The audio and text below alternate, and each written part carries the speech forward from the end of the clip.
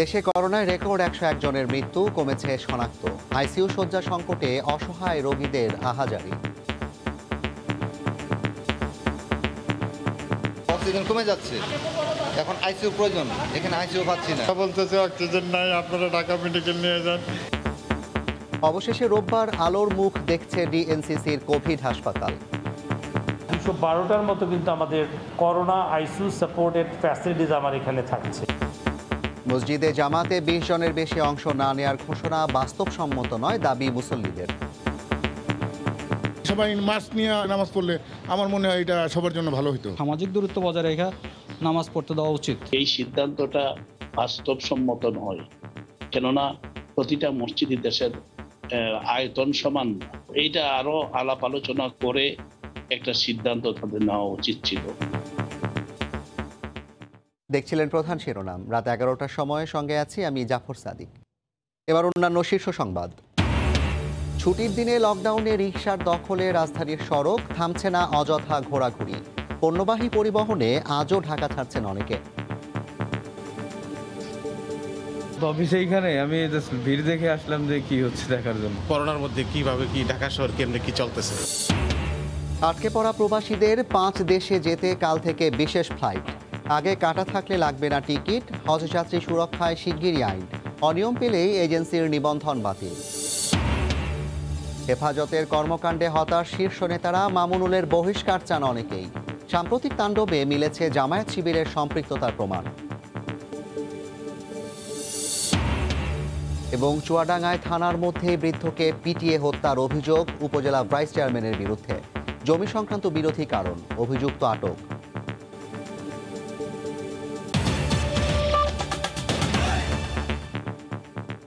শুরুতেই করোনা পরিস্থিতির খবর। দেশে করোনায় একদিনে সর্বোচ্চ 101 জনের মৃত্যু হয়েছে। এ নিয়ে মৃতের সংখ্যা বেড়ে দাঁড়ালো 10,182 জন। তবে কমেছে শনাক্তের সংখ্যা।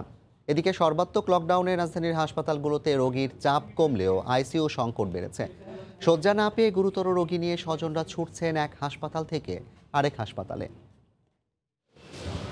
50 মাহবুবুর রহমান কিডনি জটিলতা সহ নানা শারীরিক সমস্যায় ভুগতে থাকা এই রোগীর অক্সিজেনের মাত্রা নেমে এসেছে 60-এর নিচে। কুর্মিটোলা জেনারেল হাসপাতালে একটি আইসিইউ শয্যার জন্য 4 দিনের অপেক্ষা শেষে মুমূর্ষু অবস্থাতেই অন্য হাসপাতালের দিকে যাত্রা। ওদিকে দিনমজুর আব্দুল মান্নান স্ত্রীকে নিয়ে অক্সিজেন সংকটে ছুটছেন বিভিন্ন হাসপাতালে। রাজধানীর হাসপাতালগুলোই দিনভরই করোনায় বিপন্ন মানুষের এমন উপস্থিতি চোখে পড়ে। আইসিইউ শয্যার সংকট যেন ক্রমেই তীব্র হচ্ছে, আর তাই বাড়ছে হাসপাতালে হাসপাতালে অসহায় রোগীদের ছোটাছুটিও। অক্সিজেন কমে যাচ্ছে, এখন আইসিইউ প্রয়োজন, এখানে আইসিইউ পাচ্ছি না। তারা বলতেছে অক্সিজেন নাই, আপনারা ঢাকা মেডিকেল নিয়ে যান। এখন ঢাকা মেডিকেল নিয়ে গেলে যদি বলে কি আপনার এখানেও সিট নাই, অক্সিজেন নাই, তো এখন আমি কই নিয়ে যেতে পারি স্যার? আমাদের টাকা পয়সা দণ্ডবোধ কিছু নেই, আমরা দিনমজুরি লোক। স্বাস্থ্যকর্মীরা বলছেন সর্বাত্মক লকডাউন শুরু হওয়ার পর হাসপাতালে রোগীর চাপ কিছুটা কমেছে। কমছে 10-15 জন কমছে, মানে আগে টোটাল 100 নেওয়া হয়তো 80-90 নেওয়া।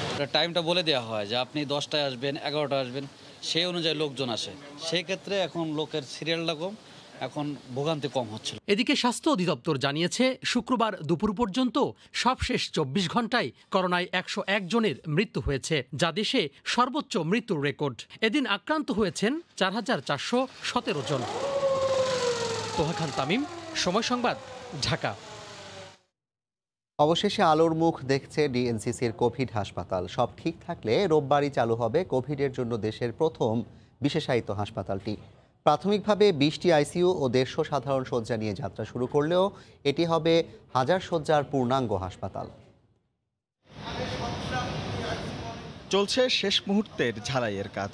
তৈরি সেন্ট্রাল অক্সিজেন লাইন, এরই মধ্যে 10টি এসডিও আর 10টি আইসিইউ শয্যা পুরোপুরি প্রস্তুত সাধারণ ওয়ার্ডও। এসে গেছে 200 আইসিইউ বেড, অপেক্ষা আনুষ্ঠানিকতার।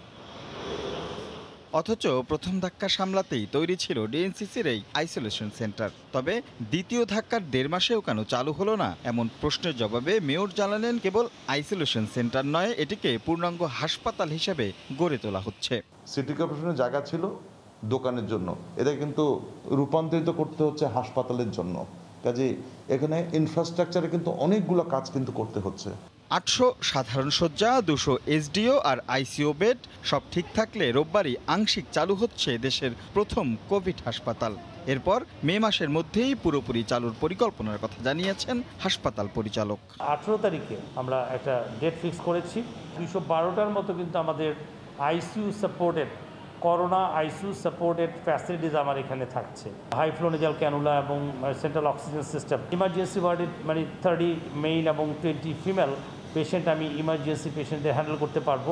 আপাতত এটি করোনা হাসপাতাল হিসেবেই চালু থাকবে, পরে প্রয়োজনে জেনারেল হাসপাতালে রূপান্তর করা হবে। করোনার দ্বিতীয় ধাক্কা সামনে নিতে যখন হিমশিম খাচ্ছে গোটা দেশ, হাসপাতালে হাসপাতালে একটি আইসিইউ কিংবা সাধারণ শয্যার জন্য হাহাকার, ঠিক তখনই এমন দৃশ্য কিছুটা হলেও স্বস্তির যোগান দেয়। আর তাই এই হাসপাতালটি দ্রুত পূর্ণাঙ্গ রূপে চালুর দাবি সাধারণ মানুষের। রাশেদ লিমন, সময় সংবাদ, ঢাকা। ছুটির দিনে লকডাউনের তৃতীয় দিনে রিকশার দখলে রাজধানীর সড়ক। যানবাহনের চাপ কম থাকলেও মানুষের অহেতুক ঘোরাঘুরি ছিল চোখে পড়ার মতো। পুলিশের নজরদারি যানবাহন ও যাত্রীকেন্দ্রিক হওয়ায় নজর এড়িয়ে যাচ্ছেন পথচারীরা। সর্বাত্মক লকডাউনের তৃতীয় দিন শুক্রবার, তাই যানবাহনের চাপও কম। তবুও আগের মতোই তৎপর পুলিশ।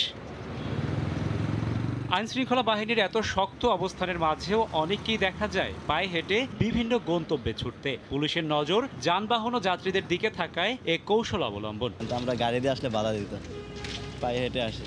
আসলে পায়ে হেঁটে আসাটাও ঠিক না। কিন্তু কল্যাণপুরে আমার শাশুড়ি বাসায় গেতেছি, অনেকে বিনা প্রয়োজনে যাচ্ছে, কিন্তু তাদেরকে মাস্ক ব্যবহারের ক্ষেত্রে সতর্ক করা হচ্ছে। এদিকে তৃতীয় দিনেও মহাসড়কে পণ্যবাহী ট্রাক ও পিকআপেই ঢাকা ছাড়তে দেখা যায় অনেককেই। মানুষ কাঁচামাল। তবে কিছু সড়কে রিকশা চলাচলে কড়াকড়ি থাকায় হাসপাতাল, ওষুধ কেনা সহ জরুরি প্রয়োজনে বাইরে বের হওয়া মানুষ যানবাহন সংকটে পড়েন বিপাকে। আসলাম হাসপাতালে, এইমাত্র বাইরে এলাম, রিক্সা পাচ্ছি না ভাই। আসার পরে ওখানে সরকারি লোক আছে, ওনারা জিজ্ঞাসাবাদ করে ওনাকে নামে দিয়ে রিক্সাটা উল্টায় রাখে। আপনি রিকশা উল্টে রাখলেন? এটা আমাদের উপর থেকে বলে দিচ্ছে, এই জন্য আমরা করতেছি। শুধুমাত্র লকডাউন দেখার শখ মেটাতেও সড়কে ছিলেন অনেকে। দেখতেছি যে গাড়ি চেক করতেছে, মামলা করতেছে, এটা দেখলাম। করোনার মধ্যে কিভাবে কি ঢাকা শহর কেমনে কি চলতেছে একটু দেখলাম। এই প্রায় 5.5 লাখ আবেদনের বিপরীতে 16 এপ্রিল সকাল 10টা পর্যন্ত প্রায় 4 লাখ মানুষকে মুভমেন্ট পাস দিয়েছে পুলিশ। কিছুদিনের ঘরবন্দির সময় কিছুটা ত্যাগ আর আনন্দ বিসর্জন যদি সংকট মুক্তির কারণ হয়, তবে দোষ কি? প্রয়োজন সবার সম্মিলিত সহযোগিতা, সম্মিলিত প্রচেষ্টা। রাশেদ বাপ্পি, সময় সংবাদ, ঢাকা। করোনা সংক্রমণ ঠেকাতে এক মসজিদে সর্বোচ্চ 20 জন নিয়ে নামাজ আদায় করতে হবে, ধর্ম মন্ত্রণালয়ের এমন সিদ্ধান্ত বাস্তবসম্মত নয় বলে মনে করেন মুসল্লিরা। মসজিদের আয়তন অনুসারে জামাতে মুসল্লির সংখ্যা নির্ধারণের পরামর্শ দিয়ে ইসলামী চিন্তাবিদরা এই সিদ্ধান্ত পুনর্বিবেচনার দাবি জানিয়েছেন। শাকির আহমেদের রিপোর্ট। করোনা অতিমারির ঊর্ধ্বমুখী সংক্রমণ ঠেকাতে লকডাউন চলাকালীন মসজিদে 5 ওয়াক্ত ও তারাবির নামাজে খতিব, ইমাম, মুয়াজ্জিন, খাদেম ও মুসল্লি সহ সর্বোচ্চ 20 জন একসাথে নামাজ আদায় করতে পারবে বলে নির্দেশনা জারি করে ধর্ম মন্ত্রণালয়।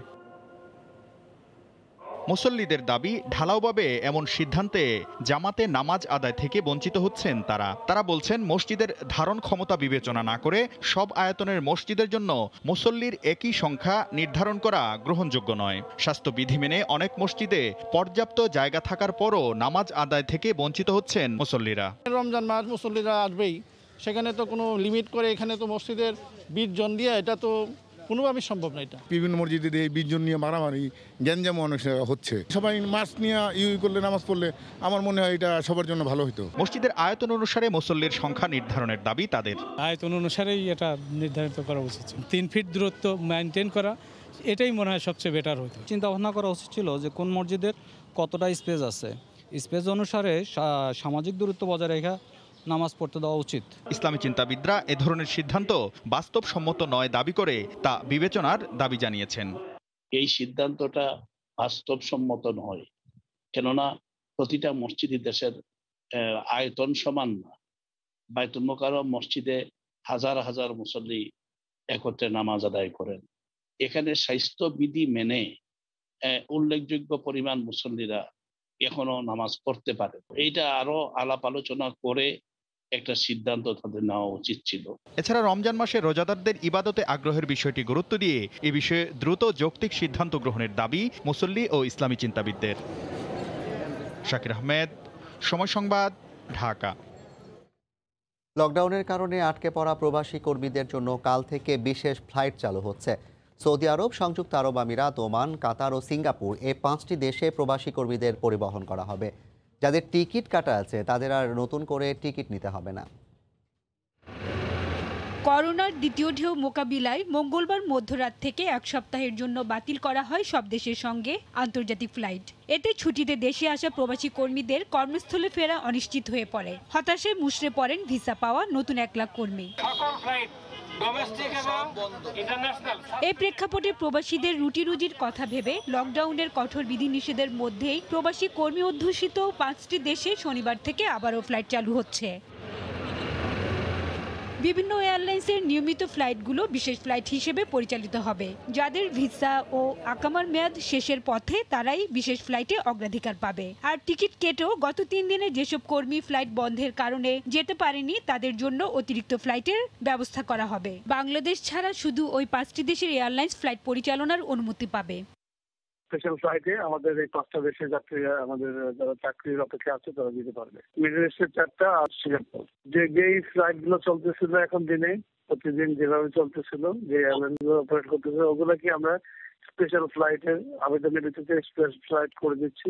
এয়ারলাইন্সগুলোর বেশি ভাড়া নেওয়া বন্ধে তদারকির পাশাপাশি মধ্যপ্রাচ্যগামী অন্যান্য দেশের এয়ারলাইন্সকেও ফ্লাইট পরিচালনার অনুমতি দেওয়ার আহ্বান জানিয়েছে ট্রাভেল এজেন্টরা। মধ্যপ্রাচ্যগামী যত এয়ারলাইন্স বাংলাদেশ থেকে অপারেটেড হয় তাদের সবাইকে ফ্লাইট পরিচালনার অনুমোদন দিতে হবে। এর ফলে ভাড়া বেশি নেওয়ার যে প্রবণতা সেটা কমে যাবে। তবে জরুরি প্রয়োজন ছাড়া প্রবাসী কর্মীদের দেশে না আসার অনুরোধ করা হয়েছে। যারা আসবেন কোভিড নেগেটিভ সনদ থাকলেও তাদের 14 দিনের প্রাতিষ্ঠানিক কোয়ারেন্টিনে থাকতে হবে। হাজেরা শিউলি, সময় সংবাদ, ঢাকা। হজ ও ওমরাহ ব্যবস্থাপনা নিশ্চিত করা এবং হজ যাত্রীদের স্বার্থ সুরক্ষায় আইন আসছে শিগগিরই।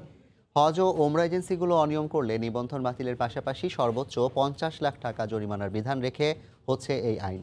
হাজেরা শিউলির আরও একটি রিপোর্ট। গত 50 বছরেও হজ ব্যবস্থাপনার জন্য হয়নি কোনো আইন। সৌদি কর্তৃপক্ষের পরিবর্তিত নীতি ও চাহিদার আলোকে প্রতি বছর নতুন নীতিমালা বা প্রজ্ঞাপন জারি করা হয়। কিন্তু আইনি কাঠামো না থাকায় হজ এজেন্সিগুলোর প্রতারণা বা অনিয়মের বিরুদ্ধে ব্যবস্থা নিতে অনেক ক্ষেত্রে সমস্যায় পড়তে হয় কর্তৃপক্ষকে। আইনটা হবে জনবান্ধব এবং বেসিক্যালি এই হজ ব্যবস্থাপনায় অধিকতর স্বচ্ছতা আনা, একটা লিগাল স্ট্রাকচারে আনার জন্য আইনটা করা হচ্ছে। কত জরিমানা করা যাবে সেটা সুনির্দিষ্ট ছিল না, এখন আমরা সুনির্দিষ্ট একটা ফিগার দিয়েছি। সর্বোচ্চ 50 লাখ টাকার জরিমানার বিধান এবং হজযাত্রীর শারীরিক ক্ষতির দায় এজেন্সিগুলোর ওপর চাপানো যৌক্তিক নয় বলে দাবি হজ এজেন্সিগুলোর।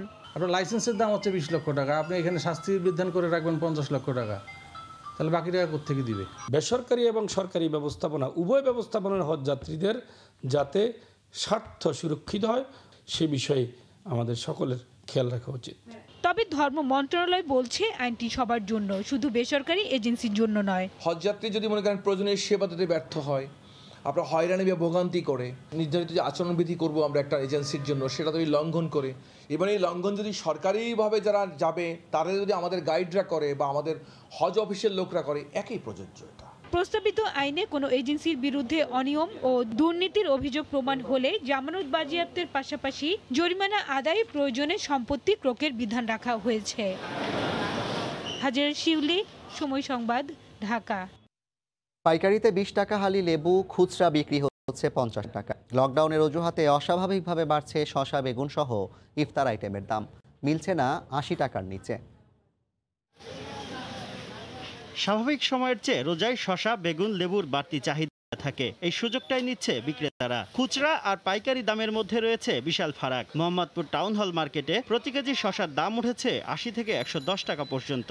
বেগুন 80 টাকা, লেবু হালি প্রতি বিক্রি হচ্ছে 40 থেকে 50 টাকায়, পটল ও ঢেঁড়স বিক্রি হচ্ছে 60 টাকায়। অথচ কারওয়ান বাজারে পাইকারি আড়তে লেবু হালি প্রতি মানভেদে বিক্রি হচ্ছে 20 থেকে 25 টাকায়, বেগুন মানভেদে 50 থেকে 60 টাকা, টমেটো প্রতি কেজি বিক্রি হচ্ছে 20 থেকে 25 টাকায়। দুটো চাল কুমড়ো 80 টাকা, আর পটল নিল হচ্ছে 60 টাকা কেজি। আগে তো একটু নিতাম, হয়তো 5-10 টাকা করে একটু বৃদ্ধি হয়েছে। শসা 100 টাকা, ছোট শসা 120 টাকা, লতি 100 টাকা, মানে 100 টাকার নিচে কোনো সবজি নাই। অস্বাভাবিক দাম বাড়ার পেছনে পরস্পরকে দুষছেন বিক্রেতারা। বেগুনের দাম তো অত্যন্ত বেশি, 80 টাকা কেজি। সরবরাহ তেমন নাই, আগের তুলনায় অত্যন্ত কম, এই জন্য দাম বাড়বে। 2 গাড়ি বেগুন ঢুকলে 1 গাড়ি বিক্রি করে, 1 গাড়ি লুকায় রাখে, এরকম সিন্ডিকেট করে প্রতি মালে 20 টাকা 30 টাকা বড় বড় আড়তদার পাইকাররা বেগুনের দাম বাড়ায়। মিথ্যা কথাই বলে, মাল তো রেগুলার আইতাছে, কাস্টমার নাই। মাংসের বাজারে ব্রয়লার মুরগির দাম বেড়েছে কেজিতে 20 টাকা পর্যন্ত, কেজিতে 30 থেকে 40 টাকার মতো বেড়েছে সোনালী মুরগির দাম। দাম বাড়ার জন্য মহাসড়কে চাঁদাবাজির অভিযোগ বিক্রেতাদের। সোনালী মুরগি আসছিল আপনার 280 টাকা কেজি, এখন সোনালী হয়ে গেছে 320 টাকা কেজি। গাড়ি আসতে পারতেছে না, গাড়ি আসলে আপনার প্রত্যেক জায়গায় জায়গায় টাকা দিতে হইতেছে। তবে নির্ধারিত দামে বিক্রি হচ্ছে গরুর মাংস। বাজারে গরুর মাংস বিক্রি হচ্ছে 580 টাকা কেজি দরে। শুভ খান, সময় সংবাদ, ঢাকা। লকডাউনের কারণে আটকে পড়া প্রবাসী কর্মীদের জন্য কাল থেকে বিশেষ ফ্লাইট চালু হচ্ছে। সৌদি আরব, সংযুক্ত আরব আমিরাত, ওমান, কাতার ও সিঙ্গাপুর, এই 5টি দেশে প্রবাসী কর্মীদের পরিবহন করা হবে। এতে দেশে আসার সুযোগ পেয়ে খুশি প্রবাসীরা। সে খবর জানাতে এই মুহূর্তে জেদ্দায় আছেন সহকর্মী আল মামুন শিপন। সরাসরি যাচ্ছি তার কাছে। শিপন, জাফর, আপনাকে জানিয়ে রাখি যে বৈশ্বিক মহামারী করোনা ভাইরাসের কারণে কিন্তু সারা বিশ্ব বর্তমানে আবার করোনার যে দ্বিতীয় ধাপের যে আক্রমণ, সে আক্রমণের কারণে কিন্তু বাংলাদেশ সরকার গত 14 এপ্রিল থেকে সকল আন্তর্জাতিক ফ্লাইট এবং অভ্যন্তরীণ চলাচল সহ সারা বাংলাদেশে লকডাউন ঘোষণা করেছে। সেক্ষেত্রে বাংলাদেশ সরকারের পক্ষ থেকে 14 এপ্রিল থেকে 20 এপ্রিল পর্যন্ত যে সকল আন্তর্জাতিক ফ্লাইট বন্ধ করে দেওয়া হয়েছিল, সে বন্ধ করে দেওয়ার ফলে কিন্তু সৌদি আরবে 20 লক্ষ প্রবাসী বাংলাদেশিরা অবস্থান করছেন এবং বিভিন্ন মধ্যপ্রাচ্যের বিভিন্ন দেশে প্রবাসীরা অবস্থান করছেন। আপনি জানেন যে মধ্যপ্রাচ্যের বিশ্বের বাংলাদেশের রেমিটেন্সের কারণেই কিন্তু বাংলাদেশের রিজার্ভ কিন্তু অনেক শক্তিশালী হচ্ছে এবং বাংলাদেশের অর্থনীতিতে কিন্তু প্রবাসীদের রেমিটেন্সে অনেক বড় ধরনের যোগান দিচ্ছে। কিন্তু তার মধ্যে থেকে অন্যতম হচ্ছে সৌদি আরব প্রবাসীদের রেমিটেন্সের মাত্রা। কিন্তু এই লকডাউনের কারণে এবং সকল আন্তর্জাতিক ফ্লাইট যোগাযোগ বন্ধ করে দেওয়ার কারণে কিন্তু অনেক প্রবাসী দেশে গিয়ে ছুটিতে অবস্থান করছেন, তারা কিন্তু আসতে পারছেন না। তারপর পরের দিক থেকে আমরা গণমাধ্যমে এবং বিভিন্ন মন্ত্রণালয় প্রেস রিলিজের মাধ্যমে জানতে পারি যে আগামীকাল 17 এপ্রিল সকাল 6টা থেকে 5টি দেশের সাথে বিশেষ ফ্লাইটের মাধ্যমে বিমান চলাচল চালু করবেন বিমান কর্তৃপক্ষ। এবং এখানে যারা অবস্থান করছেন বাংলাদেশে বর্তমানে ছুটিতে, তাদের অনেকেরই যাদের 14 তারিখে ফ্লাইট ছিল, তাদের ভিসার মেয়াদ কম হওয়ার কারণে কিন্তু অনেক প্রবাসীরা কিন্তু আশঙ্কায় ছিল। কিন্তু বর্তমানে যে বাংলাদেশ সরকারের এই সুন্দর উদ্যোগের কারণে এবং বিশেষ ফ্লাইটের আওতায় চালু করার কারণে কিন্তু প্রবাসীরা খুবই আনন্দ উদ্দীপনায় দিন পার করছেন। যে আগামীকাল সকাল 6টার সময় ঢাকা আন্তর্জাতিক বিমানবন্দর থেকে সৌদি আরবের রিয়াদ কিং খালেদ আন্তর্জাতিক বিমানবন্দরে প্রথম ফ্লাইট টিপে আসবে বলে আমরা জানতে পেরেছি। এই ছিল জাফর ফ্লাইট বিষয়ে বিস্তারিত। 5টি দেশে প্রবাসীদের জন্য বিশেষ ফ্লাইট চালু হওয়ার পর সৌদি প্রবাসী বাংলাদেশিদের প্রতিক্রিয়া জানাতে সরাসরি যুক্ত হয়েছিলেন জেদ্দা থেকে সহকর্মী আল মামুন শিপন।